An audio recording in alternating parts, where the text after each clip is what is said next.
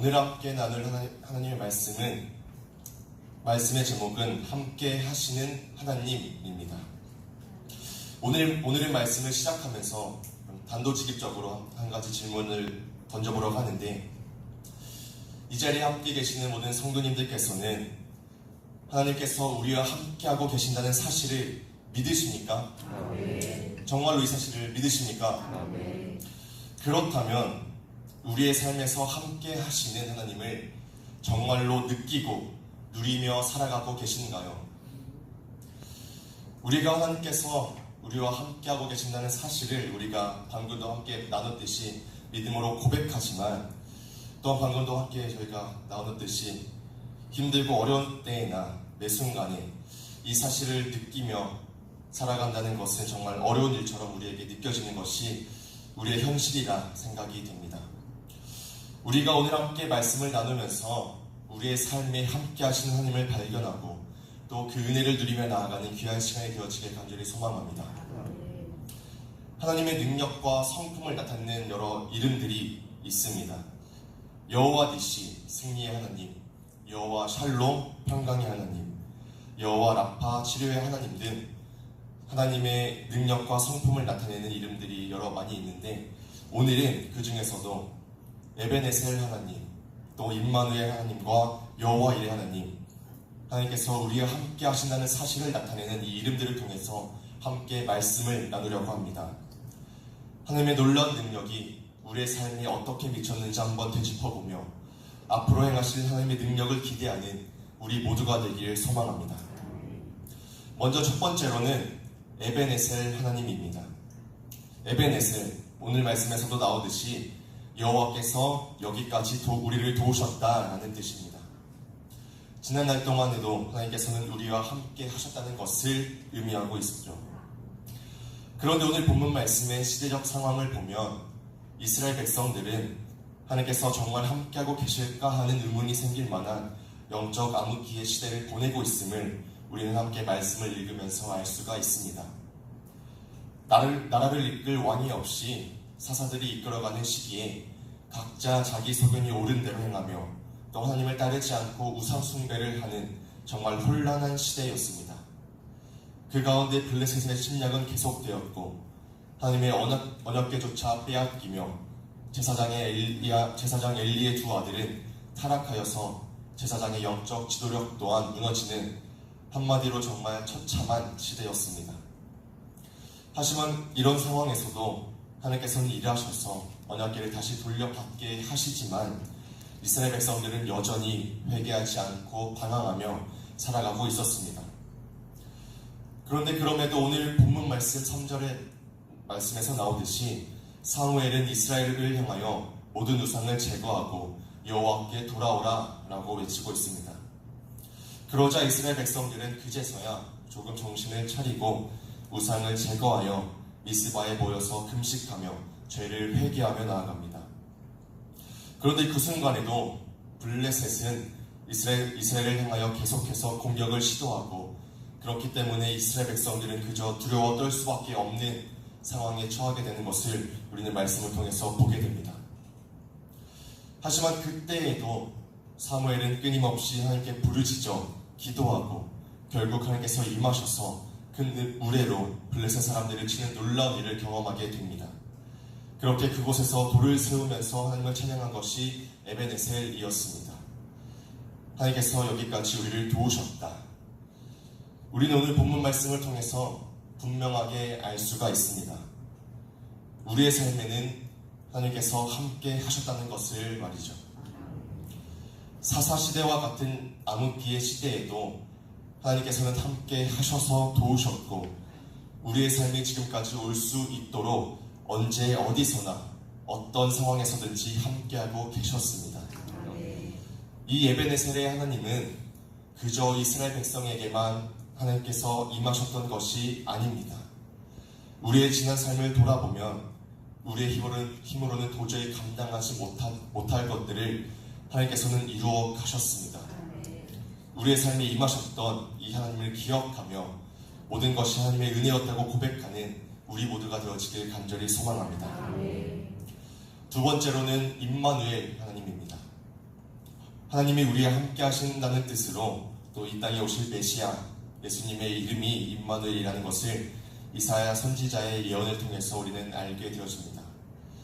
이사야 7장 말씀에서는 대적의 침공을 두려워하는 이 유다 왕인 아하스에게 이사야 선지자가 임마누엘이 이 땅 가운데 올 것이다 라는 징조를 통해서 격려하는 장면이 등장하게 됩니다. 두려움에 떠는 위기의 순간에도 하나님께서는 우리와 함께하고 계시기에 우리가 결코 두려워하지 않고 견딜 수 있다라는 위로의 말씀을 전하는데, 신약의 시대로 넘어와서 이 예언이 결국 성취가 되어지는 것을 우리는 이미 성경을 통해서 알고 있습니다. 하나님은 분명히 지금 이 순간에도 우리와 함께하고 계십니다.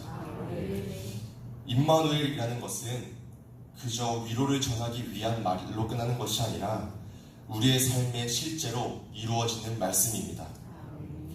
임마누엘로 이 땅에 오신 예수님은 죽으신 뒤 부활하시고 승천하셔서 또 마지막으로 하신 말씀처럼 세상 끝날까지 우리와 함께하고 계십니다. 이것은 우리에게 위로가 되어질 뿐만이 아니라 삶의 진정한 힘과 소망이 된다는 사실을 우리가 마음속 깊이 감동을 누리며 나아가길 간절히 소망합니다. 마지막으로는 여호와 이레 하나님입니다. 여호와께서 준비하신다라는 뜻으로 아브라함이 아들 이삭을 바쳐야 되는 어려운 상황 속에서 하나님께서 일하심을 찬양하며 그 땅의 이름을 불렀던 것이 여호와 이레입니다. 창세기 22장 말씀에 아브라함이 오랫동안 기다려서 정말 100세의 나이에 얻게 된 그 이삭을 하나님께서 번제로 바치라는 명령을 듣게 되어서 그 말씀에 순종하여 모리아 땅으로 올라가 이삭을 제물로 바치려는 모습이 등장하게 됩니다.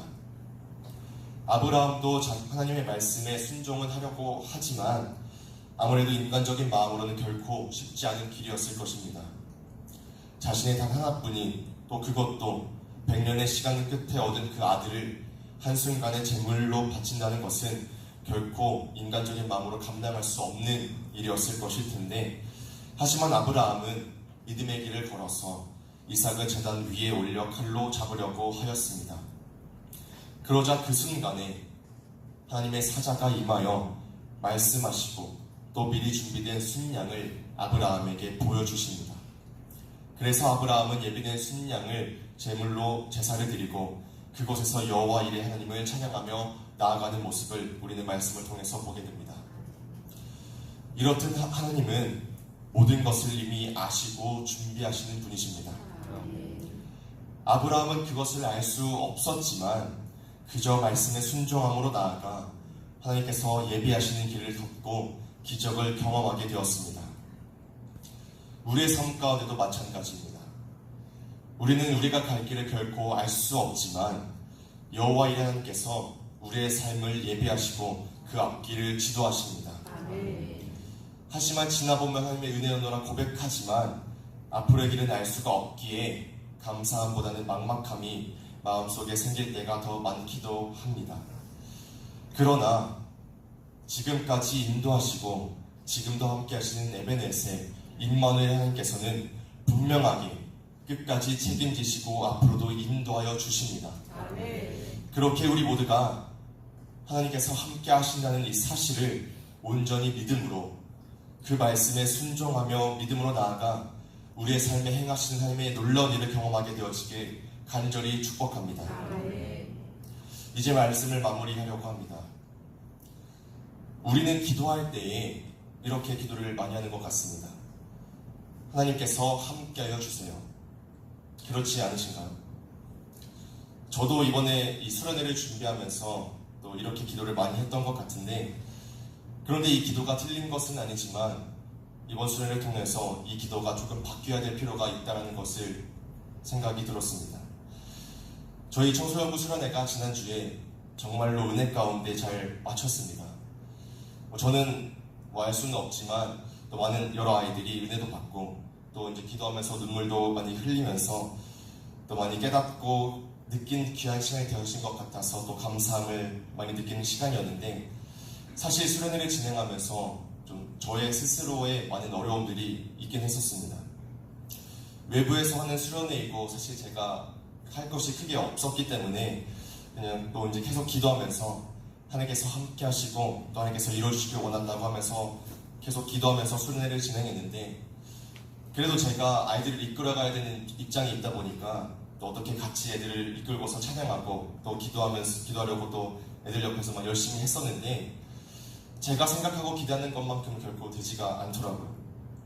그래서 정말 이번 수련회가 아이들이 찬양도 기도도 정말 열심히 해서 은혜 받는 시간이 되길 바랬는데, 제가 아무리 옆에서 뭐 열심히 해봐도 아이들은 전혀 반응이 없어가지고 중간에서 정말 어디 골방에 들어가서라도 기도하고 싶은 심정으로 그 수련회를 한번 진행을 했었는데, 그래도 하나님께서 허락하신 수련회의 시간이니까 계획하신 일이 있으리라고 믿고서 계속해서 하나님께서 함께 해달라고 계속해서 기도하는 중에 또 중간에 깨닫게 되어지는 것이, 하나님께서는 이미 함께 하시고 또 하나님께서 이루어지길 원한다고 기도하면서 자꾸 제가 뭘 하려고 하는 것이 또 마음처럼 되지 않는 것이 아닐까라는 생각이 들게 되었습니다.